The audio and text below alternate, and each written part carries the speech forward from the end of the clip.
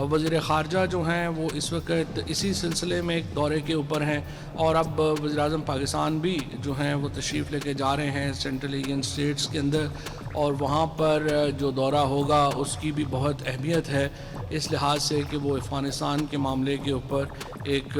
وہاں پر بات چیت بھی ہوگی، اور جو ہماری کوششیں ہیں افغانستان کے اندر امن کی اس کو اس وقت پوری دنیا سراہ رہی ہے۔ آپ نے امریکن اسٹیٹ ڈپارٹمنٹ کا بیان سنا جس میں انہوں نے پاکستان کی جو کوششیں ہیں اس کی تعریف کی، اور اس وقت چاہے امریکہ ہو، چاہے روس ہو، چاہے چین ہو، تمام ہی جو عالمی طاقتیں ہیں وہ پاکستان کے کردار کو سراہ رہی ہیں افغانستان کے اندر۔ اور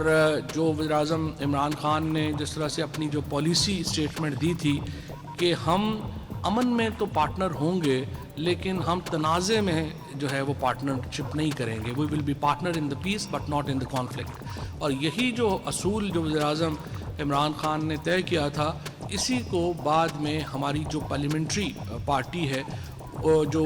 قومی سلامتی کمیٹی کی جو میٹنگ ہوئی اسمبلی کے اندر، اس میں تمام سیاسی جماعتوں نے اسی موقف کی جو ہے وہ حمایت کی۔ تو اس لحاظ سے ہماری افغان پالیسی بڑی واضح ہے اور ہم اسی طرف بڑھ رہے ہیں۔